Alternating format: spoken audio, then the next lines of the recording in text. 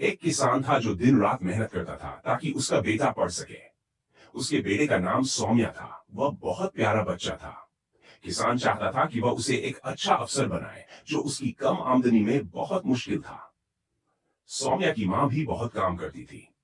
जब सौम्या 7वीं कक्षा में था, उसकी मां चल बसी।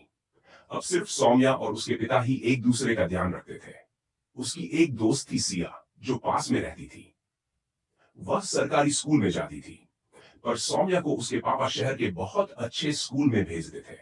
सौम्या स्कूल में बहुत पढ़ता, घर में काम करता, सुबह शाम खाना बनाता, बर्तन धोता और पढ़ाई करता। वह अपने बाबा का सपना पूरा करना चाहता था। स्कूल में जहां वह पढ़ाई में होशियार था, वहीं बाकी बच्चे उसकी हालत का मजाक उड़ाते थे। कभी उसकी पुरानी स्कूल यूनिफॉर्म का, तो कभी फटे हुए जूतों का। पर बेचारा, वह सब सहन कर लेता था। सिया कभी कभी भी सौम्या के पास परीक्षा की तैयारी के लिए आती थी और वे खूब बातें करते थे। वे बहुत अच्छे दोस्त थे। अब सौम्या कॉलेज जाने लगा था और उसके साथ पार्ट टाइम नौकरी भी करता था।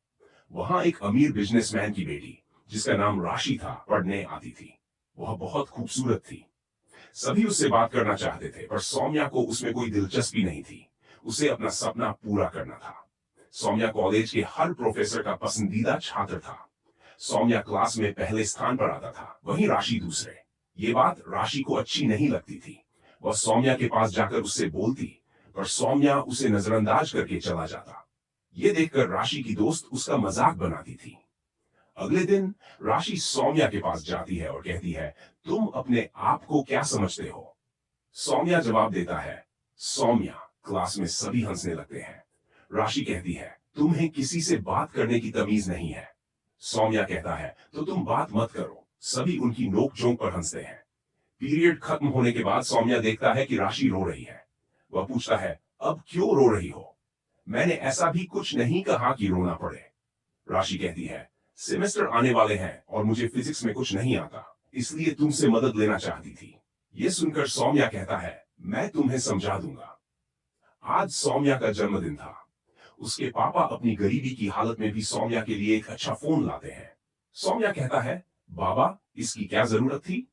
बाबा कहते हैं, थी बेटा, तुम भी इससे पढ़ाई करना। सौम्या अपने पापा को गले लगाता है और भावुक हो जाता है। अगले दिन राशि सौम्या को कॉलेज के बाद अपने घर ले जाती है और उसे पढ़ाने को कहती है। सौम्या कहता है कि मैं एक दिन पढ़ा सकता हूं, रोज रोज नहीं। मेरी पार्ट टाइम नौकरी चली जाएगी। तब राशि उसे ट्यूशन देने को कहती है। वह कहती है, तुम मुझे ट्यूशन दो, मैं तुम्हें पैसे दे दूंगी, और तुमने मना किया तो वापस रोने लग जाऊंगी। सौम्या मान जाता है। धीरे धीरे सौम्या और राशि खूब बातें करने लगे। राशि सौम्या को कभी शॉपिंग पर ले जाती तो कभी मूवी दिखाने। अब सौम्या समय के साथ अपने लक्ष्य से भटक रहा था। जब कभी सिया उसके पास बातें करने आती तो वह उसे भगा देता, और जब कभी वह कोई सवाल पूछने आती तब वह कहता कि मेरे पास समय नहीं है। और फोन पढ़ाई के लिए था, लेकिन वह रात भर राशि से बात करने में ही समय बिता देता था। सौम्या ने राशि के प्रति अपनी भावनाएं बदल ली, जिनका उसने पहले कभी अनुभव नहीं किया था। उसने अपने पिता की भी अनदेखी शुरू कर दी और उनसे कम बात करने लगा। फाइनल सेमेस्टर का रिजल्ट आया, जिसमें राशि पहले स्थान पर और सौम्या तीसरे स्थान पर थी। सौम्या राशि को बधाई देने के लिए गया। तभी उसने राशि की बातों को सुना। राशि की दोस्त कह रही थी, अरे यार, मजा आ गया, तुम पहले आ गई। सौम्या की ट्यूशन की वजह से या उसके बॉयफ्रेंड ने सोचा कि वह पीछे हट जाए। हा हा, राशि ने जवाब दिया, सौम्या को कुछ नहीं आता। मैं अपनी मेहनत से पहले आई हूं। उसे तो मैंने सिर्फ डिस्ट्रैक्ट किया है। वह मेरा कोई बॉयफ्रेंड नहीं। कहां मेरा स्टैंडर्ड और कहां उसका। यह सुनकर सौम्या उदास हो गया और चुपचाप वहां से चला गया। उसे लगा कि उसने एक लड़की के चक्कर में परिवार और पढ़ाई सब दांव पर लगा दिया। वहीं सिया सौम्या के पिता के लिए खाना लाती थी और उनका ध्यान रखती थी। सौम्या को उदास देखकर सिया उसके पास आई और पूछा कि वह इतने दुखी क्यों है। सौम्या ने कुछ नहीं कहा। सिया ने उसे खाना लाने की बात की। तब सौम्या ने सिया को सॉरी और थैंक यू कहा। सिया को लगा कि सौम्या शायद तीसरे स्थान पर आने की वजह से उदास है। उसने कहा, तुम बहुत होशियार हो और मेरी तो क्लास में शायद दूसरी आखिरी रैंक होगी। फिर भी देखो मैं कितनी खुश हूं। उस हिसाब से तो मुझे मर जाना चाहिए। सिया ने सौम्या को हंसाया और उसका मूड ठीक किया। सौम्या के पास कोचिंग के पैसे नहीं थे, इसलिए वह सुबह सुबह अखबार बेचता और भारतीय एक्सप्रेस जैसे कुछ अखबार पहले खुद पढ़ता और फिर वितरित करता था। उसने संकल्प लिया कि अब वह डिस्ट्रैक्ट नहीं होगा। वह यूपीएससी का पेपर देता है और पहले प्रयास में असफल हो जाता है। उसे समझ में नहीं आता कि वह अपने पिता को क्या बताए। वह उदास हो जाता है, लेकिन सिया उसे मोड़ करती है और खुशखबरी देती है कि वह शिक्षक बन गई है। सौम्या उसकी बात सुनकर खुश हो जाता है और उसे बधाई देता है। सिया सौम्या को यूपीएससी की तैयारी के लिए कुछ पैसे देती है और कहती है, तुम इस साल कम मत करो, अब मेरी नौकरी लग गई है, इसलिए चिंता मत करो और अच्छे से कोचिंग सेंटर में पढ़ाई करो। सौम्या मना कर देता है, लेकिन सिया कहती है, जब तुम कुछ बन जाओगे तब वापस कर देना। सौम्या कहता है कि अगर वह नहीं बन पाया तो। सिया कहती है, ऐसा होगा नहीं, लेकिन अगर तुम्हें डर लग रहा है तो मत देना। सौम्या को सिया पर उस दिन बहुत प्यार आया और उसने बचपन से अब तक की उनकी सारी बातें याद की, जिसमें सिया ने हर कदम पर उसका और उसके पिता का साथ दिया था।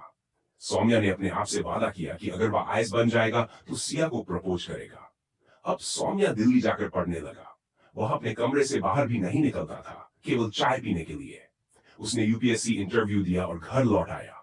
आज रिजल्ट आना था और वह डर रहा था। तभी सिया आई और कहा, तुम पास हो जाओगे, डरो मत। मैं अपने पैसे अच्छे जगह पर निवेश करती हूं जहां मुझे बहुत फायदा होता है। सौम्या कहता है, फिर भी डर लग रहा है।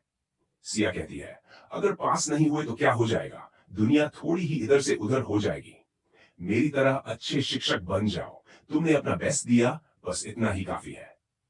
सिया की यह बात सुनकर सौम्या को अच्छा लगता है और वह थोड़ा रिलैक्स हो जाता है। सिया बच्चों को पढ़ाने स्कूल चली जाती है। अंततः रिजल्ट आ जाता है और सौम्या की खुशी का कोई ठिकाना नहीं रहता, क्योंकि वह पास हो गया था और आईएएस बन गया था।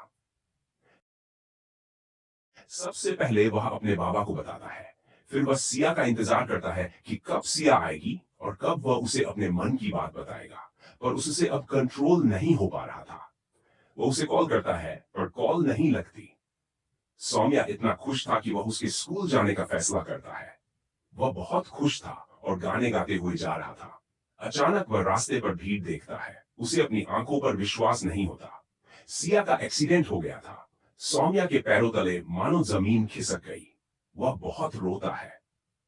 उसे सिया के बैग में उसकी पर्सनल डायरी और एक कार्ड मिलता है, जिसमें तारीख कुछ दिन पहले की होती है और उस पर लिखा होता है, कंग्रेचुलेशन सौम्या। जब वह उसकी डायरी का पहला पन्ना खोलता है तो उसमें लिखा था, सौम्या की सिया। इस डायरी में सारी बातें सौम्या के बारे में थी। सौम्या ने तो बाद में अपनी भावनाओं को समझा था, पर सिया तो बचपन से ही उसे प्यार करती थी। कहानी से यह शिक्षा मिलती है कि सफलता और प्रेम की तलाश में कभी भी अपने असली लक्ष्यों और उन लोगों को नजरअंदाज नहीं करना चाहिए जो वास्तव में आपकी परवाह करते हैं। अस्थायी आकर्षण और ध्यान भटकाने वाली चीजें बड़ी असफलताओं का कारण बन सकती हैं, लेकिन सच्चे दोस्त और प्रियजन हर मुश्किल में आपका साथ देंगे। हमें उनके बलिदानों को समझने और उनकी कदर करने की जरूरत है। असली सफलता केवल व्यक्तिगत लक्ष्यों को हासिल करने में नहीं है, बल्कि उन रिश्तों को संजोने और संवारने में है जो जीवन में सबसे ज्यादा मायने रखते हैं।